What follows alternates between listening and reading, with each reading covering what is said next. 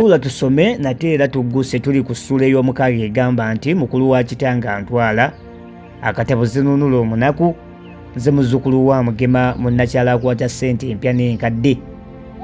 Olunaku kitange ayitibwa Kijjolo yajjirako ndujjukirira ddala bulungi nga lulinga olwaliwo jjo. Omanyi waliwo akayitawo eddaaza limu bukya twabyalumbe lwa jjajjange empago. Tuba tuli ku kyamisana Kijjo n'atuuka.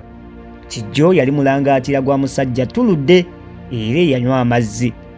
Omutwe gwe gwali gwa kisoga, enviiri ze zaali zaakawembawembamu, amaaso ge gaali manene matwakaavu, mu kiwanga nga gamwesimbyemu bwesimbi.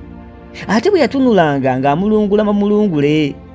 Ennyindo ye yali ŋŋanda, emabega we nga wannakakuliri, amatu ge nga mamagalavu, emimwa gye gyali minene, amannyo ge nga gambazzi, ensingo ye yali nguggubivu, engalo ze n'ebigere byali byambidde, ate ekyenyi kyonna nga bw'okyetegereza nga kyampumi. Yatambulanga aziinuuka era ng'abaligamu, ate yayogeranga asabuliza. Yatuuka asaabanya enfuufu ng'ebigere bimukapye era ng'aguba asiridde ddala. Bwe yatuuka awaka n'agaana okwanirizibwa wabula ng'amaze okulya. Awo nno n'agwa eri ku kigugu ekikoowukoowu. Bwe yamala okuvumba eddigobe n'okwekatankira amazzi ne yeebakamu, bwe yazuukuka n'ategeeza nga bwanzirukidde antwala ewaabwe. Newankubadde yannyonnyolwa nga jjajja bwe yalannaamidde obutava mu maka ago, ebyamunnyonnyola byonna byamuyita ku nviiri. N'ankwata omukono guno n'agutulugunya nnyo. Bwe yaguta n'ambuuza nti omulenzi, wamma naawe toyagala kugenda nange? Bwe nali munnyonnyola ku bintu byange jjajja bye yandekera nga sandyagadde kubireka n'abimmizisa, yaŋŋamba nti sirika, ebyo toddamu nakubyogera, saagala kubiwuliza. Olowooza ewaffe eri teri bintu? Olidda ng'omaze okulaba ewaffe ne baganda bo ne bannyoko.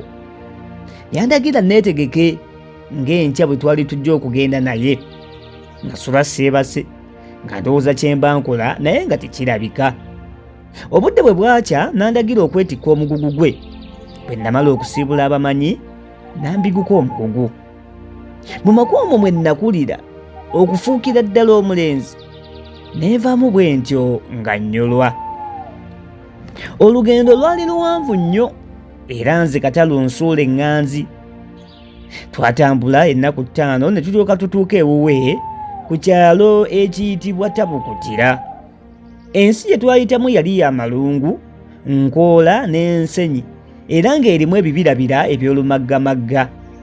Nagenda n'effumu n'olunyaga ebyengera jjajjange empago bye yampa ng'ogasseeko omuggo gwange bwe twaziraba. Ogwo nno gwali gwa kitange, n'ensawo y'eddiba eryakayaayu eyali eya mmange, omwali akati jjajjange tezikya bbiri ke yampa. Twatuuka tufumye, nze nga n'amaaso gantalazze. Baatulengererako eri emizira ne gitta, ne bajja ne bawembejja nannyinimu, nange ne bantikkulako omugugu. Tuba tuggwera tuti mu nnyumba, enkuba bikocco eyalimu n'amayenje n'etonnya ssinziggu. Kitange ono Kijjo yali musajja sirya mpooli ddala, segaali bifeekeera. Yalina abakazi 30, abaana ab'obulenzi be nnalabako 10, ab'obuwala 30, n'abaddu era n'abazaana nfaafa. Naye nze nkyewuunya nnyo okulaba bwe yaleka awo abaana abangi bati awaka, ate n'abaddu ye n'amala Sebaasi yagguka obw'omu okunzirukira. Kitange ono yanjagala nnyo n'ambiita bya kitalo, newankubadde nga balimbwa nango ne muganda we kitange yennyini we yafiira. Neewuunya munnange okunjagala okwo ate ne kuleeta abakazi abalina abaana ab'obulenzi ku luggya okunkyawa, era n'abaana ab'obulenzi bennyini ne bannyinaabwe nabo ne bankyawa. Mpozzi balowooza nti nnyinza okubatwalako obusika. Kyokka waaliwo omukazi omu nassaza eyalina omwana omu ow'obuwalako omunaku. Ye yanjagala wamu n'omwana we okuva lwe natuuka okutuusa lwe navaayo. Bulijjo yasaaganganga ne muwala we ng'amugamba nti weesiimye okwefunira baloko omunaku munno. Newankubadde ye omuwala yampitanga zinunula erinnya nange eryansanyusa ne ndikozesa okutuukira ddala mu bukadde bwange. Nze mu kusooka nali mpitibwa Muyeeye. Nga wayisewo amasoba mabale ne batandika okunkijjanya n'okunsojjasojja ku luwonzi. Ne mmanyira ddala nno ng'obulwa n'emineene n'endoolooto bizze. Mu bonna omukazi Kaddulubaale yankyawa okunsiiwuusa ennyindo. Olumu nalinnya omwana wa Kagere mu butanwa. Omwana n'akaaba n'alaakiira nti woona nkoye. Omukazi ono n'ajja nvuma n'anziguliza. Leno nkugambye n'andekera ku muzi gumu. Buli kyasobanga awaka ng'akiteeka ku nze. Nti laba omwana wa nnyinimu bitigi bina. Omuganzi gwatiriboosa byakoze ng'atigimbula eri egyo. Bwe nabanga nga mwanukula nambwatukira nti kale nno olabye endalage y'omwana bwe ndaba mu kamwa. Omwana ono alimu kasiiku mu mutwe. Kyokka bwe nasirikanga nti lulaba oluwugguwuggu olutooletoole oluziribongo bw'olugambo lumumunyala bumumunyazi luti. Bwe natulanga ku ssubi nga yandabye eddanga ndabi ndi lugitawe lugenda kuba luggulu lumpemempeme. Nze ndulabye temugenda kuba muntu. Bwe natulangako ku ddiba ng'alinkwakulako nti mpeena eddiba lyange muno tojjanga muna maliba. Bwe twabanga tulya nga nnyini mutaliiwo omukazi oyo nga ntandika okunvuma nti so olulenzi ng'ettooke lirusontera bulala lulimira bukago. Ye bannange lugidde lulye ng'ekinyeenya nga lukyali luto bwe lulikula mukazi waalyo telumulyemu amaaso. Oyo nno waakwesiba bbiri. Olwo bonna nga batulika kunsekerera ng'omu ankimba, omundi anziimuula, omulala ŋŋoola, n'ensiiba ntyo nga nsitamye nkongobadde ku maggwa ate n'ensulanga nga nkukunadde ku nkato nga njulirira gye nnava naye nga nayo sirabayo. Omukazi Kaddulubaale oyo yali nnalukalala enkerettanyi kasalabe kyataggwa ku bijjulo. Sikulimba yali wakabagizo ddala mpappe ya mukazi. Olw'okunnondanga buli bwe natuulanga nalwedda n'ensala amagezi ag'okugendanga n'omulenzi mikolo ku ttale okulunda. Mu bukulu twali tutemera kumu ye nga muddu awaka. Mu nnaku ze nasooka okugenda naye okulunda yanga nnyo olw'obutono nga mpita lugoojamye, nsonjogo, ngajaba, enjeejeebe era n'amannya amalala bwe gatyo.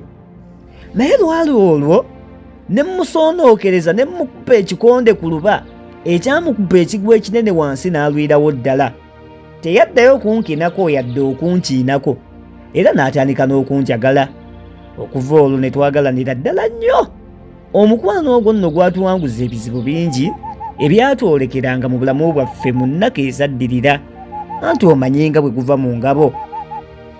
Olwali olwo omusajja n'ajja okulaba ku kitange n'amunyumiza ebintu bingi ebyansanyusa. Yali musajja njasabiggu nnyo ate erya ntama. Bwe yasekanga ng'atyetyemuka nnyindo yankolera ate nga bw'asirika azimbanga obudde. Nalaba amaze okunyumya ne mmusaba ŋŋende naye ndabe ku byeyo era n'akkiriza. Kaddulubaale n'alinnya mu kyoto era n'akubira ddala enkanda wansi nti tomutwala ye nno oyo ali kugasa akyasuulumba obusuulumbi talina kyamagezi kyakola wabula mubuulire okukuba embeekuulo n'okumottola amagambo. Nze ndowooza wanditutte wakajatta. Oyo nno yali mutabani we. Omusajja nzoole yasoose gwe njagala okutwala. Ko Kaddulubaale nti nedda. Naye etemengalike n'alejjana nga ye omusajja akonye okutuusa lwe yamubuukako obukumbu. Kitange newankubadde nga yali amaze okunzikiriza bwe yalaba mukazi w'essebo ng'aswakidde ne yeekyusiza mu kiti ng'embazzi n'aŋŋaana okugenda. Awo ekkubo lyange ery'okugenda naye ne lisuulwamu emisanvu. Tujja nti okuwonera awatono okufa emmimbiri byajja bitya? Tula tusome mwoli era nga tusoma akatabo Zinunula Omunaku. Tuli ku ssuula yaako egamba nti omukulu wa kitange antwala. era nga gye tusoma essaawa zino zennyini. Waba wayiseewo ennaku nga 5 ng'omusajja amaze okugenda.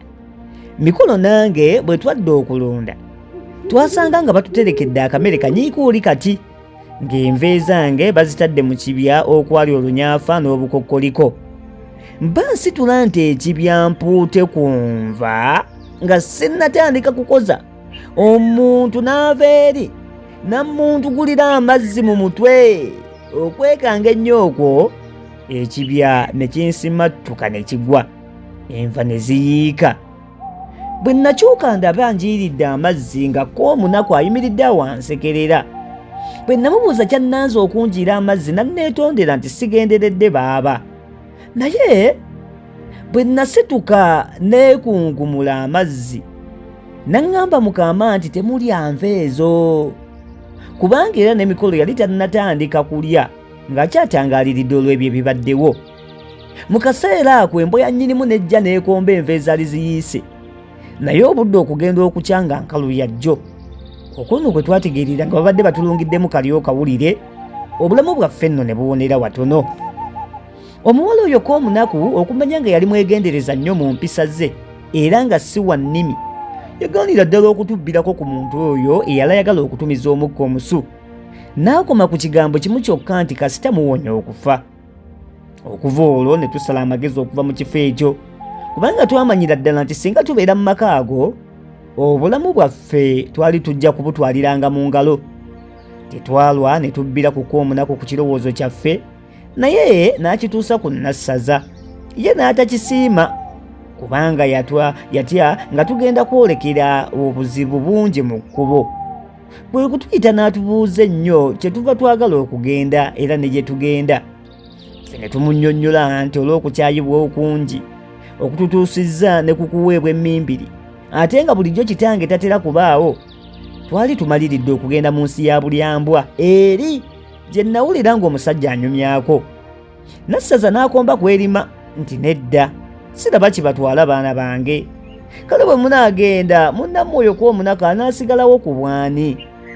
Ekyo nno nze kyanfumitira ddala mu mmeeme, kubanga nali mmumanyidde era nga mmweyabiza nnyo mu byonna. Ate n'atusulayo nakano nti kale emikolo wuuyo muddu mufune bufunyi. Bwe bali bagwa mu buufu ne babawondera bamala babasanga ne babaza, ye tebagenda kutta mutte? Nze nali neefuukulula era nga nseka amajeemulukufu nti kale tetugende. Mikolo ye n'agugubira mu nteesa yaffe eyasooka, nga tumaze okugaayagaaya mu nsonga zaffe ffenna wamu abana, ne kikkirizibwa nti tusaana tuve mu maka ago ng'akabi tekannatutuukako. Olunaku ne tulonda omwezi lwe guliba ogw'eggabogabo, ate nga nnyinimu taliiwo. Weewaawo, tuula tusome akatabo Zinunula Omunaku, essula wo weekomye. Tujja sisinkana ku eri egamba nti atannayita, ssula ya 7 y'akatabo kano. Ssaabasajja Kabaka awangaale.